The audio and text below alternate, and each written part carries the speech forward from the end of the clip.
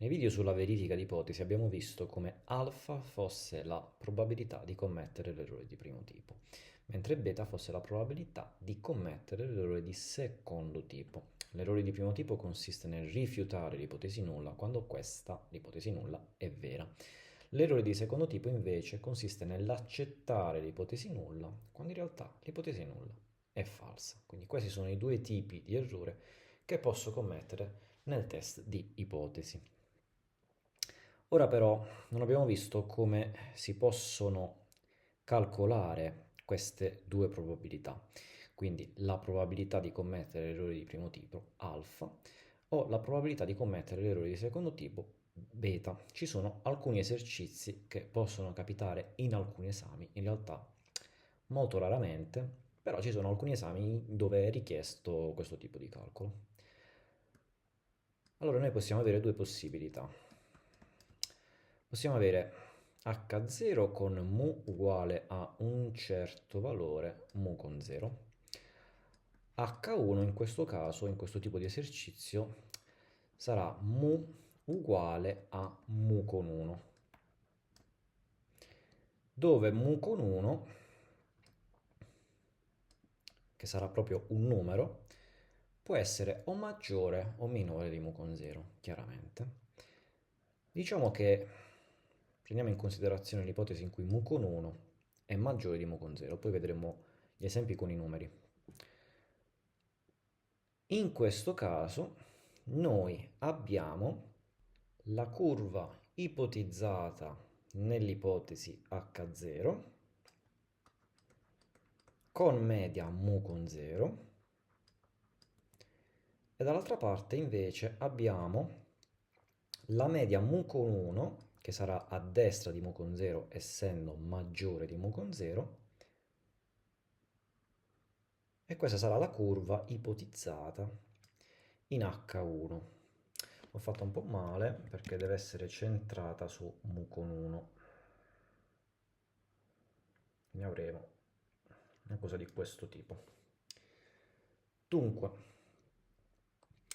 alfa è la probabilità di commettere l'errore di primo tipo. Allora noi qui avremo, prima di tutto, noi qui avremo un certo valore soglia che chiameremo k, oltre il quale andiamo a rifiutare l'ipotesi nulla che ci dice che la mu è uguale a mu con 0. Invece prima di questo valore soglia k, noi andiamo ad accettare l'ipotesi nulla, in cui la media è uguale a mu con 0. Ovviamente io dico accettare per semplicità, in realtà si dovrebbe dire non rifiutare, però adesso per capire meglio questi concetti andiamo a semplificare un po' il linguaggio e quindi a dire accettare. Questa è la curva nell'ipotesi alternativa, che è centrata sulla media mu con 1. Questa invece è la curva dell'ipotesi nulla, centrata su mu con 0. Dunque, noi abbiamo questo valore soglia. Abbiamo detto oltre il quale noi andiamo a rifiutare l'ipotesi nulla, prima del quale invece noi andiamo ad accettare l'ipotesi nulla. Alfa è la probabilità di commettere l'errore di primo tipo, cioè la probabilità di rifiutare l'ipotesi nulla quando in realtà l'ipotesi nulla è vera. Quindi se l'ipotesi nulla è vera, noi abbiamo questa curva qui. E la probabilità di rifiutare l'ipotesi nulla quando questa è vera sarà in questa coda della curva H0. Quindi quando H0 è vera, la probabilità di rifiutare l'ipotesi nulla è alfa in questa coda. Invece beta è la probabilità di accettare l'ipotesi nulla quando l'ipotesi nulla è falsa. E se l'ipotesi nulla è falsa, vorrà dire che è l'ipotesi alternativa H1 a essere vera. Quindi beta è la probabilità di accettare l'ipotesi nulla quando diciamo che è vera H1. Quindi nella curva H1 dove accettiamo l'ipotesi nulla qui, prima di k. Quindi diciamo che questa area in celeste rappresenta beta e questa area in rosso rappresenta alfa. Quindi alfa è l'area della coda di H0, in questo caso coda destra, perché qui rifiutiamo l'ipotesi nulla. Invece beta è l'area della coda H1, in questo caso coda sinistra di H1, perché qui accettiamo invece l'ipotesi nulla per valori inferiori a K. Vediamo di specificarlo con delle formule. Prima di tutto dobbiamo capire a quanto è uguale K. K non sarà altro che un valore superiore a mu con 0, quindi mu con 0 più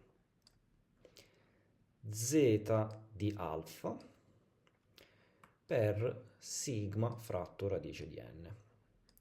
Questo è il modo che abbiamo per calcolare k, quindi sarà un numero superiore a mu con 0, quindi sarà mu con 0 più una certa quantità che è il margine d'errore che troviamo anche nell'intervallo di confidenza.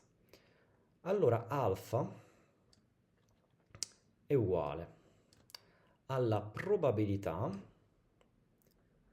di rifiutare l'ipotesi nulla quando l'ipotesi nulla è vera. Quindi la probabilità di rifiutare l'ipotesi nulla, cioè la probabilità che la nostra media del nostro campione sia maggiore del valore k, perché oltre il valore k noi rifiutiamo l'ipotesi nulla.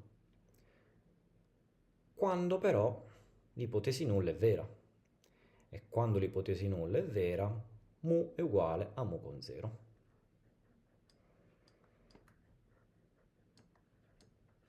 Quindi alfa è la probabilità che la media campionaria sia superiore a k, essendo mu uguale a mu con 0. Possiamo trasformare la nostra media campionaria, che ricordiamo, se l'universo è normale e sigma è noto, oppure se n è maggiore di 30, quindi è un numero abbastanza grande, noi avremo che la media campionaria si distribuisce secondo una curva normale. E quindi possiamo standardizzarla facendo media campionaria, come abbiamo visto nei video precedenti riguardanti appunto la verifica di ipotesi, l'intervallo di confidenza, eccetera. Noi facevamo media campionaria meno la media della media campionaria, che è mu, fratto sigma fratto radice di n. Questo è un sigma. Maggiore k, anche qui dovrò fare la stessa cosa che ho fatto a sinistra, ho sottratto la media mu e ho fatto fratto sigma fratto radice di n. In questo modo la disuguaglianza è rispettata. Però la mu noi non la conosciamo.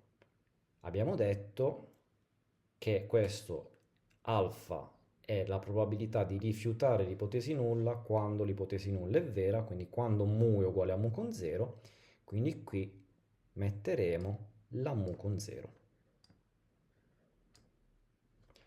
Alla fine alfa sarà uguale alla probabilità. Questa qui ormai è diventata una z, quindi z maggiore, anche questa è diventata una z, però sarà un numero che noi dovremo calcolarci in questo modo, quindi come k meno mu con 0 fratto sigma fratto radice di n. Ovviamente se non abbiamo sigma lo stimiamo con s, tutte cose che abbiamo già visto. Dunque, questo è alfa. Adesso vediamo beta. Beta è la probabilità di accettare l'ipotesi nulla quando l'ipotesi nulla è falsa. Quindi è la probabilità di accettare l'ipotesi nulla, quindi la probabilità che la mia media campionaria sia inferiore a k, in questo caso, quando l'ipotesi nulla è falsa.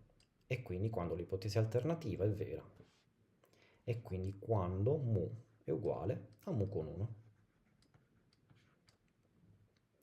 Quindi andando a standardizzare anche qui la media campionaria, facendo media campionaria meno mu fratto sigma fratto radice di n, minore di k, anche qui faremo la stessa cosa, meno mu fratto sigma fratto radice di n, ma quale mu? Dobbiamo specificarla, mu con 1 in questo caso, perché in questo caso abbiamo detto che l'ipotesi nulla è falsa.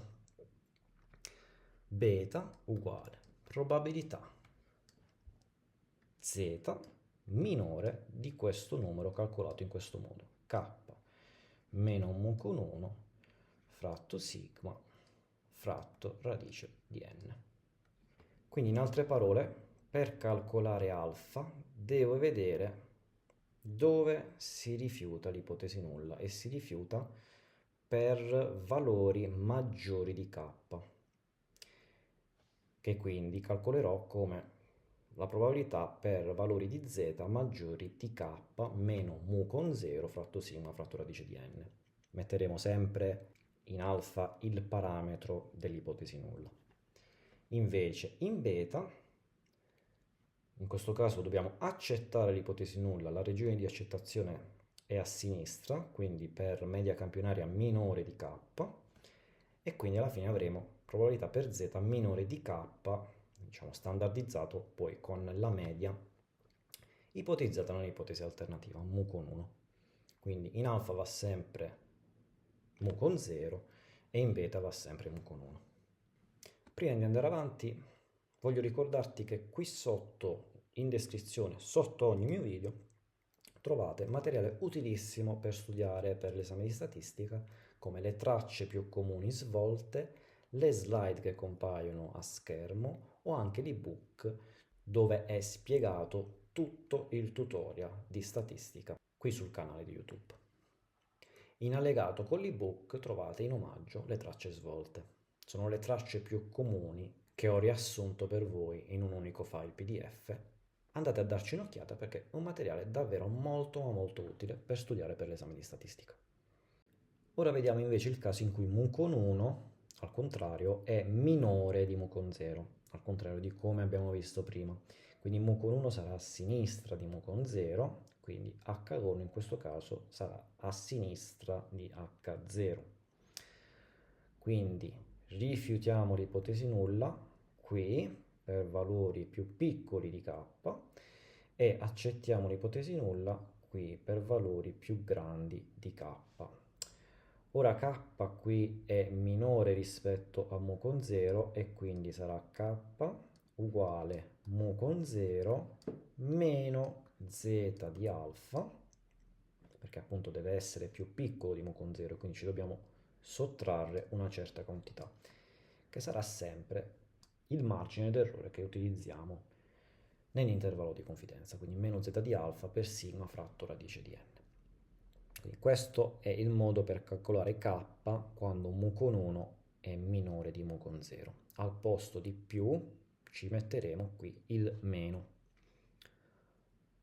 Ora alfa è uguale alla probabilità di rifiutare l'ipotesi nulla, e abbiamo detto che rifiutiamo qui, quindi per media campionaria minore di k, quindi noi rifiutiamo per valori più piccoli di k in questo caso, quando l'ipotesi nulla è vera, quindi sempre quando mu è uguale a mu con 0. Qui ho dimenticato di scrivere che alfa sarà qui, quindi la probabilità di rifiutare l'ipotesi nulla quando l'ipotesi nulla è vera, e quindi in questa curva h con 0, invece beta è la probabilità di accettare l'ipotesi nulla, però quando l'ipotesi nulla è falsa, e quindi quando è vera h1, e quindi beta sarà quest'area in h1, quindi qui in alfa noi rifiutiamo l'ipotesi nulla erroneamente, qui in beta accettiamo l'ipotesi nulla erroneamente, e quindi sotto l'ipotesi H1. Quindi segniamo sempre in rosso l'area alfa e in blu l'area beta.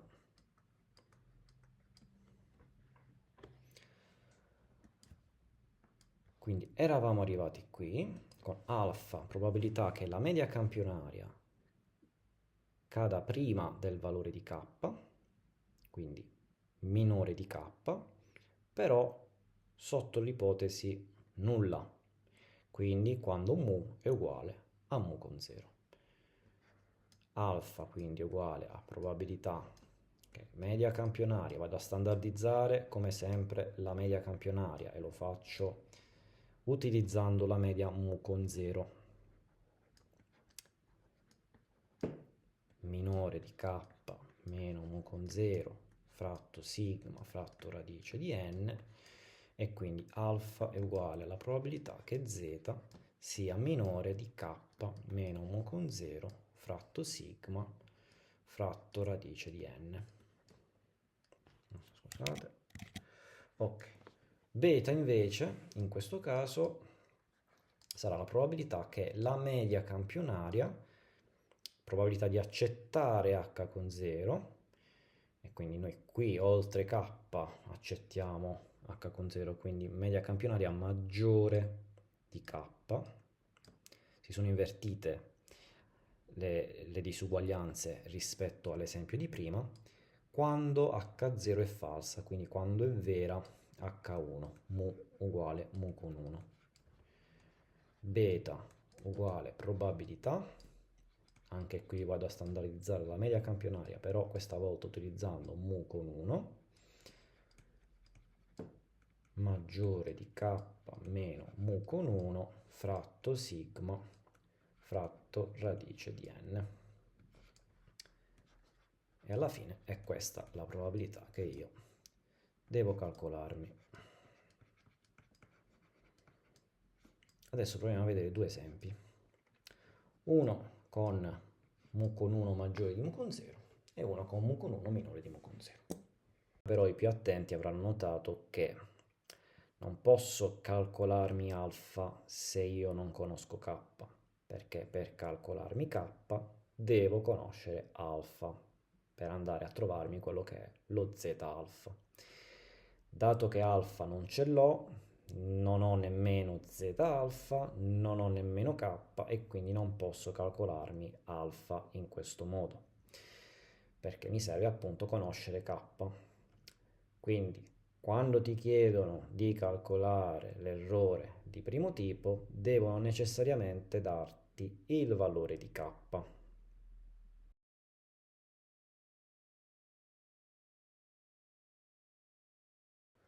Vediamo questo esercizio. Sapendo che la varianza della popolazione è pari a 8, su un campione di 40 soggetti, calcolare la probabilità dell'errore di primo tipo, quindi alfa, sapendo che mu con 0 è uguale a 10 e che si accetta h con 0 per valori minori di 10,5, quindi k è 10,5.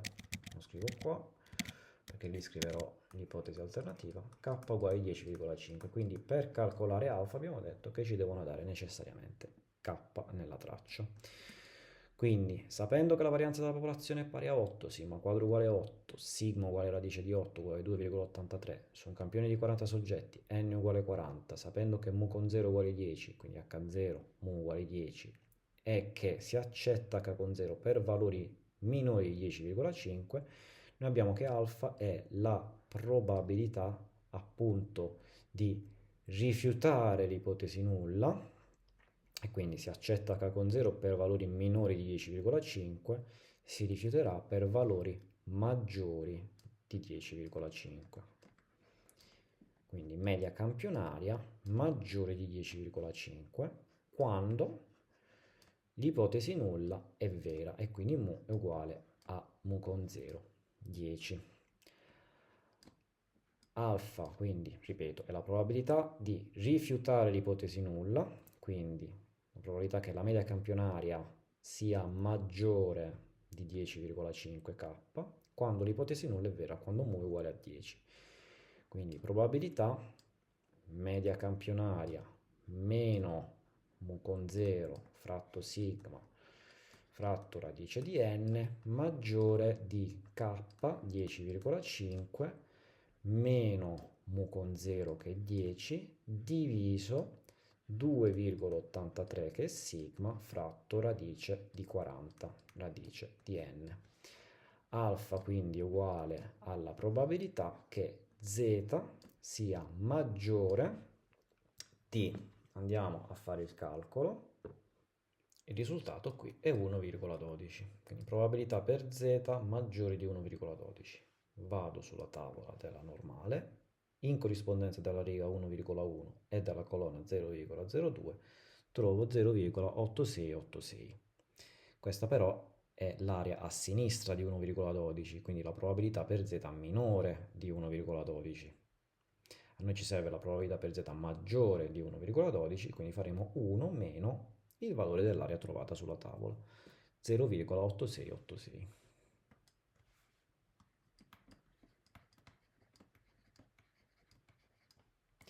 che è uguale a 0,1314. Quindi questo è alfa. Per calcolare beta invece dobbiamo calcolare beta, la probabilità dell'errore di secondo tipo, sapendo che mu1 è 10,8. Quindi utilizzeremo sempre questo k 10,5 che ci ha già dato la traccia, chiaramente. Beta sarà la probabilità di accettare l'ipotesi nulla e quindi prenderemo la probabilità per la media campionaria minore, si accetta per valori minori di 10,5, quindi probabilità beta è la probabilità che la media campionaria sia al contrario di alfa minore di 10,5 quando l'ipotesi nulla è falsa e quindi è vera l'ipotesi alternativa, quindi mu uguale a 10,8. E qui sotto sono già andato a standardizzare facendo media campionaria meno mu con 1 fratto sigma fratto radice di n minore di k 10,5 meno mu con 1 10,8 fratto sigma 2,83 fratto radice di n radice di 40. Il risultato qui è di meno 0,67. Quindi vado sulla tavola in corrispondenza di meno 0,67, quindi sulla riga meno 0,6 e sulla colonna 0,07 e trovo un valore dell'area uguale a 2,514. Questa è la probabilità per z inferiore a meno 0,67, che è quella proprio che ci serve a noi, 0,2514. Questa è la probabilità di commettere l'errore di secondo tipo. Ovviamente se voi non avete la tavola con i valori di z negativi, quindi se questa parte di tavola voi non ce l'avete, vi serve la probabilità per z minore di meno 0,67, andate in corrispondenza di 0,67 nella parte positiva, prendete l'area e considerate 1 meno l'area che trovate qui nella parte positiva, quindi 1 meno 0,7486 e otterrete proprio 0,2514. Infine l'esercizio ci chiede anche la potenza del test. La potenza del test la si calcola semplicemente facendo 1 meno beta. Potenza del test. E quindi uguale a 1 meno 0,2514, che è uguale a 0,7486. Una ditta produttrice di un dispositivo sostiene che la durata media del dispositivo prodotto è di 1600 ore, con uno scarto quadratico medio di 120 ore. Quindi qui sigma è uguale a 120 e l'azienda sostiene che, cioè la ditta sostiene che il dispositivo abbia una media di durata pari a 1600.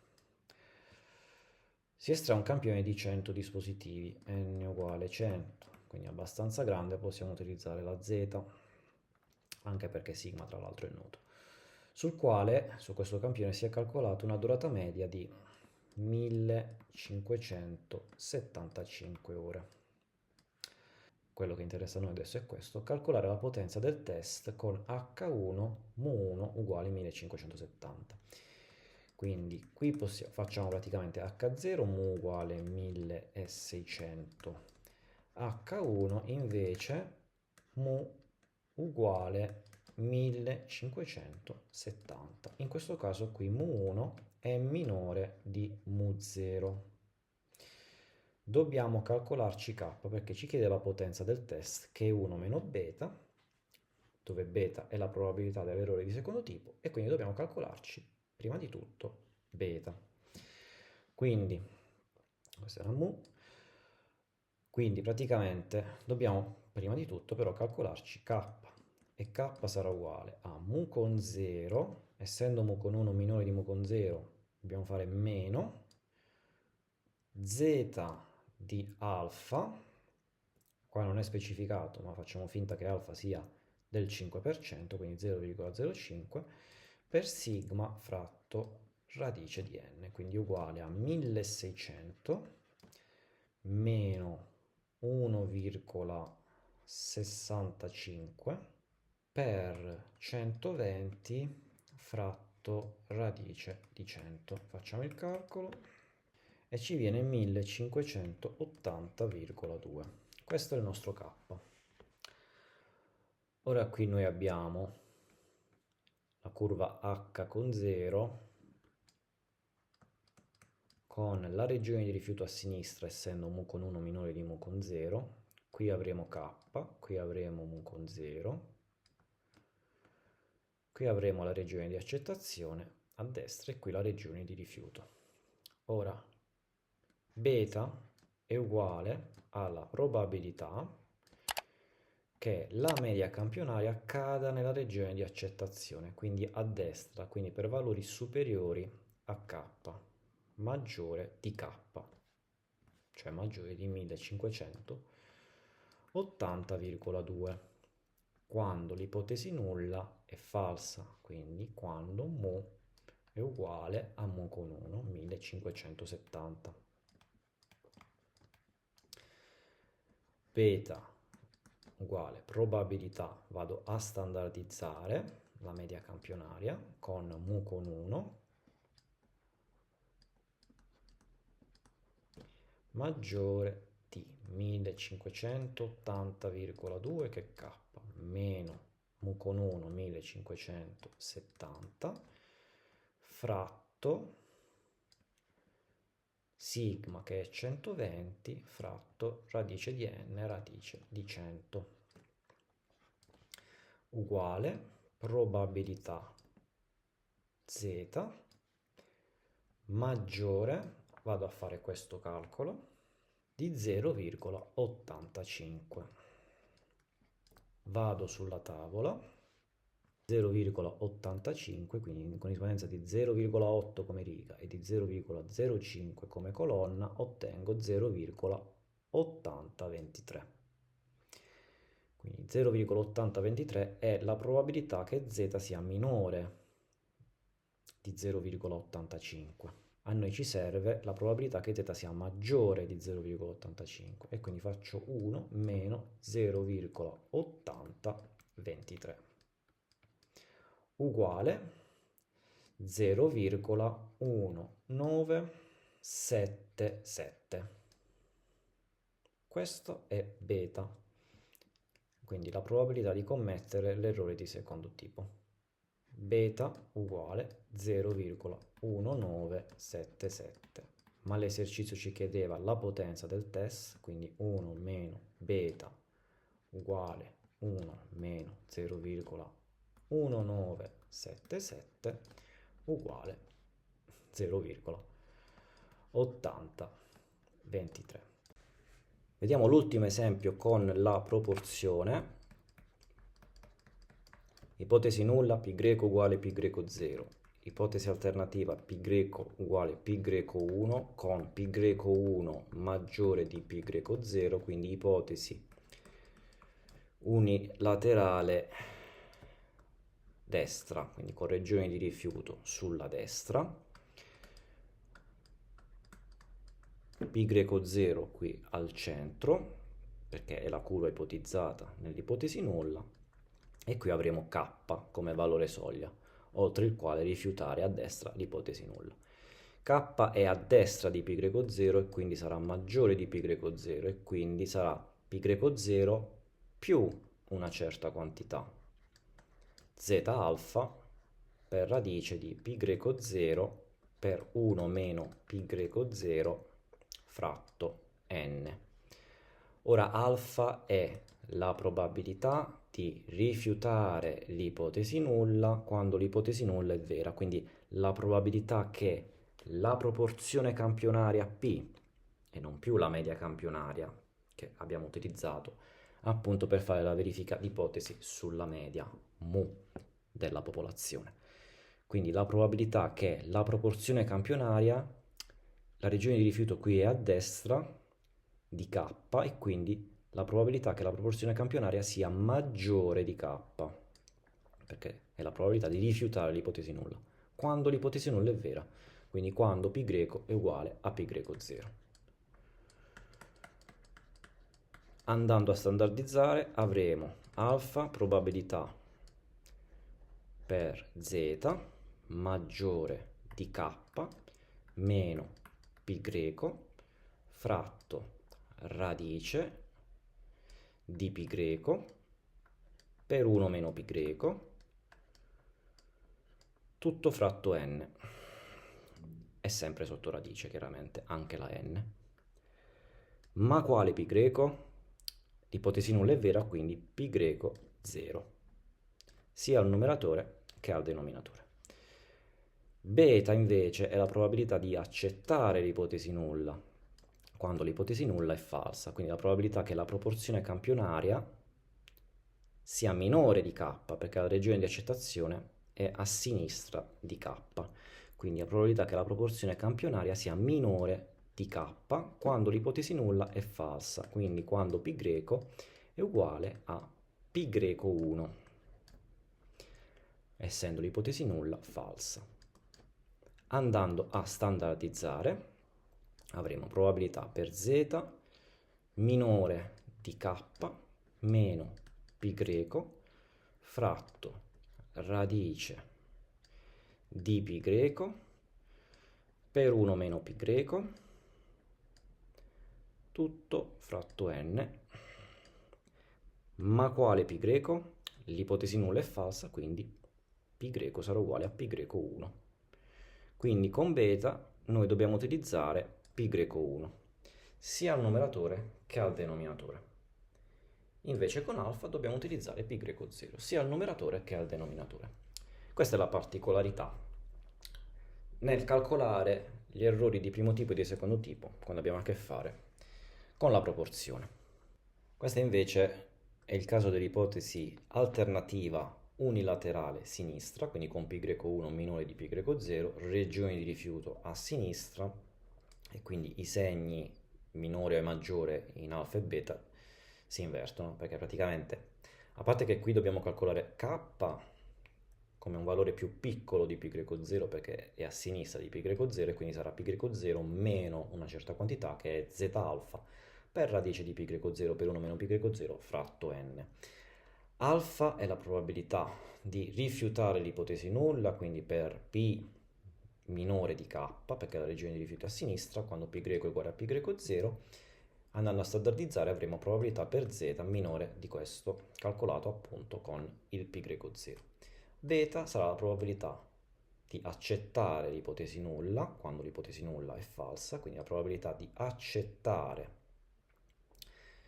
l'ipotesi nulla, quindi probabilità per p maggiore di k, quando però π è uguale a π1, perché l'ipotesi nulla in quel caso è falsa, e quindi sarà beta, probabilità per z maggiore di questa quantità standardizzata con π1. E infine abbiamo questo grafico che rappresenta un po' tutto, abbiamo alfa e beta, le probabilità di commettere gli errori, quindi quelle che abbiamo appena visto, però 1 meno alfa e 1 meno beta di conseguenza saranno probabilità di non commettere gli errori, e quindi la probabilità 1 meno beta è la probabilità di rifiutare l'ipotesi nulla quando questa è effettivamente falsa, e quindi sarà la probabilità che avremo sotto H1, perché qui l'ipotesi nulla comunque è falsa e la stiamo rifiutando giustamente, quindi non stiamo commettendo l'errore. Oppure avremo una probabilità di 1 meno alfa di accettare l'ipotesi nulla quando l'ipotesi nulla è vera. E questa probabilità sarà l'area sotto, sarà un'area, una parte, una porzione di area sotto la curva H0. E anche in questo caso non stiamo commettendo un errore, perché in questo caso stiamo accettando l'ipotesi nulla quando l'ipotesi nulla è vera. Io come al solito ti invito a iscriverti al canale, a mettere like al video se ti è piaciuto, mi aiuta con l'algoritmo, e a guardare il materiale che trovi in descrizione sotto questo video, un materiale molto utile per prepararti al meglio per l'esame di statistica.